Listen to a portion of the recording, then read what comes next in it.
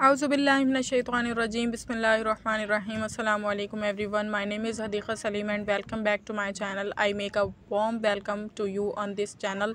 So आज मैं ये बताऊंगी कि किस तरह से मैंने आलिमा बनने का सोचा, जबकि मैं जो है बचपन से इस सपने में जी रही थी कि मुझे डॉक्टर बनना है और डॉक्टर बनना है, डॉक्टर बनना है। तो मैं ये आज बताऊंगी कि किस तरह से अल्लाह ने मुझे इस तरफ मूव किया और किस तरह से मेरे दिल में दीन की अज़मत बैठी और दीन का बड़ापन बैठा। तो स्टार्ट करती हूँ मैं बचपन से। तो बचपन की अगर मैं बात शेयर करूँ तो बचपन से मुझे पढ़ने का बहुत ज़्यादा शौक़ था, बहुत ज़्यादा स्टडी करने का शौक़ था। शुरू ही से मैं बहुत अच्छा पढ़ा करती थी। मैं कोई अपनी तारीफ़ नहीं कर रही, लेकिन एक फ़ैक्ट बता रही हूँ जो था। तो ग्रेड्स भी अच्छे आते थे, पोजीशंस भी आती थी, पोजीशंस आती रहीं और मुझे मेरा एम बनता रहा कि मुझे एमबीबीएस करना है, डॉक्टर बनना है, डॉक्टर बनना है। और जैसे जैसे 8-9 मैट्रिक मैंने कंप्लीट किया, उसके बाद फर्स्ट ईयर में एडमिशन लिया, सेकंड ईयर में एडमिशन लिया, दोनों में क्लियर हो गया अल्हम्दुलिल्लाह। कोई पेपर वगैरह नहीं रुका, परसेंटेज भी अच्छी आई। उसके बाद क्या हुआ, उसके बाद ये हुआ कि हमारा जो क्राइटेरिया था एमबीबीएस का, उसमें जो एमडी कैट टेस्ट था, जो मेडिकल टेस्ट होता है, उसमें मेरे नंबर कम आए। उसमें मेरे नंबर कम आने की वजह से मेरे एग्रीगेट जो परसेंटेज थी वो भी कम बनी। एग्रीगेट परसेंटेज कम बनने की वजह से मेरा एमबीबीएस में दाखिला नहीं हो पाया।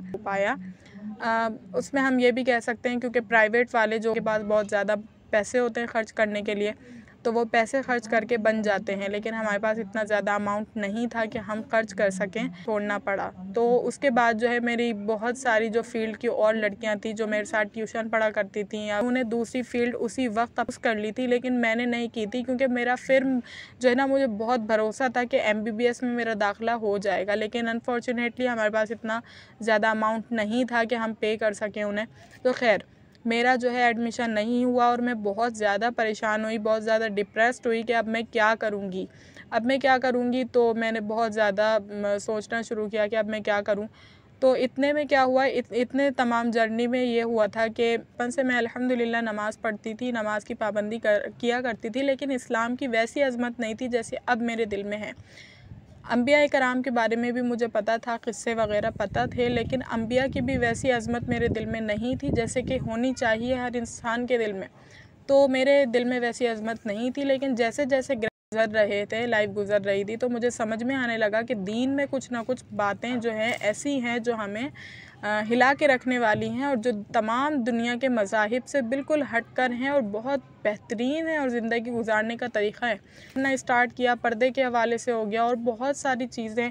और अल्हम्दुलिल्लाह अल्लाह ताला अगर मेरे दिमाग में कोई सवाल आता था दीन के ख़िलाफ़ या दीन के फ़ेवर में या कुछ भी, वॉटेवर जो कुछ भी सवाल आता था, वो अल्लाह ताला मुझसे क्लियर करवा देते थे। यानी यूट्यूब की किसी वीडियो के थ्रू या कोई बंदा कोई मुझे ऐसी बात बोल देता था कि मुझे उसका सॉल्यूशन मिल जाता था उस बात का। तो मेरा और यकीन अल्लाह ताला पर डेवलप होता रहा और ईमान बढ़ता रहा बहुत ज़्यादा। मैं अल्हम्दुलिल्लाह पुख्ता हो गई। पर्दे के हवाले से भी बहुत कॉन्सेप्ट क्लियर हो गया, क्योंकि हमने जो है ना हमेशा यही बात सुनी थी बाहर वालों से कि पर्दा तो आँखों का होता है, तो जो कि बिल्कुल गलत है, जिसने तमाम कौम को जो है ना बहुत बुरी ही राह पर गामज़न किया है। क्योंकि हज़रत फ़ातिमा रज़ी अल्लाह ताला अन्हा की से ज़्यादा किसकी आँखें पाक हो सकती हैं, किसी की नहीं ना।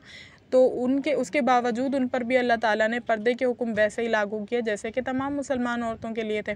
तो हमें इससे ये बात पता चलती है। उसके अलावा जो है मेरा जो ईमान है वो मज़ीद बढ़ता रहा। अल्लाह ताला मेरे सामने ऐसी बातें खोलते रहे जिससे मेरा ईमान बढ़ता था।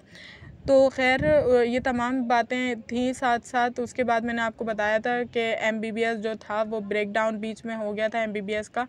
तो मेरी जो क्लास फेलोज़ थी, उन्होंने किसी ने केमिस्ट्री में मास्टर्स करने के लिए वो एडमिशन ले लिया, किसी ने किसी चीज़ में, किसी ने किसी चीज़ में, लेकिन मैंने कोई एडमिशन नहीं लिया था। मैं बहुत परेशान थी। तो खैर मैं बड़ी परेशान थी कि मैं तो बचपन से इतना मेरा एम था मैं कुछ ना कुछ ज़िंदगी में अपनी करूँगी, और ऑन द स्पॉट मेरा इस वक्त क्या हाल है कि मैं कुछ भी नहीं कर पा रही। तो उस वक्त मेरी मम्मा ने कहा कि आप आलिमा बन जाओ और मदरसे में एडमिशन ले लो। तो मुझे जो है ना दीन की अज़मत तो मेरे दिल में बैठ गई थी, लेकिन अभी इतनी नहीं बैठी थी कि एज़ अ प्रोफ़ेशन मैं दीन को, मतलब एज़ अ प्रोफ़ेशन मैं आलिमा बन जाऊँ। क्योंकि हमेशा इस तरफ सोचा था कि दुनियादारी की तरफ जाएंगे, कुछ डॉक्टर वगैरह बनेंगे ताकि फ़ेम हो, कुछ हो।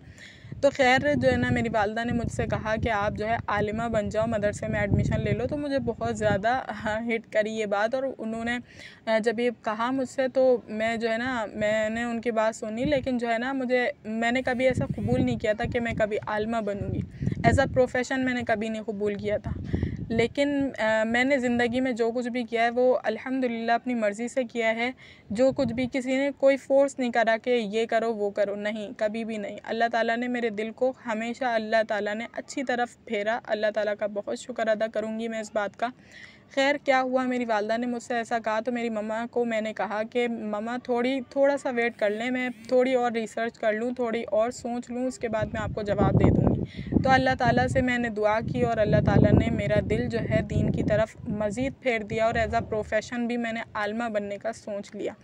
खैर आलिमा बनने का सोच लिया, उसके बाद अल्लाह ताला ने बहुत ज़्यादा राहें आसान की कि मेरे पास कोई क्ल्यू नहीं था, मेरे पास एडमिशन लेने के लिए कोई जो है तरीक़ेकार नहीं पता था, क्योंकि हमारे ख़ानदान से कोई और नहीं गया था इस फ़ील्ड में।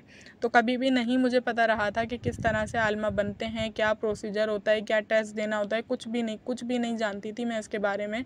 अल्लाह ताला ने बहुत आसान किए रास्ते मेरे लिए, और जो है मैंने किसी ऐसे स्कूल में टीचिंग की जहाँ पर कोई सर थे जिन्होंने मुझे मदरसे का पता बताया, और मदरसे में किस तरह से प्रोसीजर से टेस्ट होता है वो भी मुझे बताया। अल्लाह उनको इसकी जज़ा दे, बहुत उनका शुक्रिया इस बात का, और अल्लाह ताला उनकी दीन और दुनिया को संवारे, उनको जन्नतुल फिरदौस में आला मुकाम नसीब फरमाए। खैर उन्होंने मुझे ये कहा, और उसके बाद जो है मैंने एडमिशन ले लिया मदरसे में।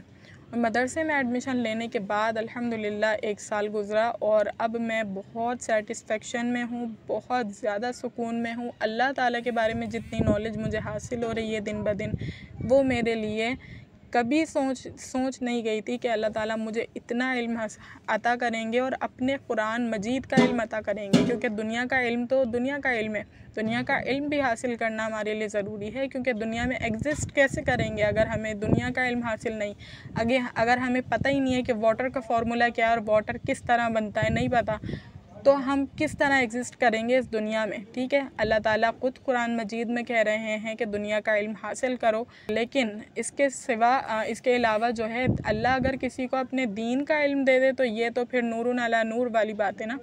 तो अल्लाह ताला ने मुझे अपने दीन का इल्म दिया, और अल्हम्दुलिल्लाह मैं अब बहुत सेटिस्फेक्शन में हूँ, बहुत ज़्यादा सुकून में हूँ। और इसके साथ साथ में आप तमाम तलबा व तालिबात को दरस निज़ामी के हों या किसी भी फ़ील्ड से ताल्लुक़ रखने वाले हों, मेडिकल के हों, इंजीनियरिंग के हों, किसी भी ज़िंदगी के किसी भी हिस्से में हैं आप, कुछ भी हैं, आप बस ये जान लें कि अल्लाह के राह में ही सुकून है, अल्लाह के सिवा आपको कोई और सुकून नहीं दे सकता। तो आप भी अपनी स्टोरी कमेंट सेक्शन में शेयर कर सकते हैं। मुझे आपके फैमिली बैकग्राउंड दीनदार था, या फिर ख़ुद अल्लाह ताला ने आपको हिदायत दी और आप दीन की तरफ आए। This is all about this video. Thank you so much. जज़ाकुमुल्लाहु खैरा। अस्सलामु अलैकुम व रहमतुल्लाहि व बरकातुहू।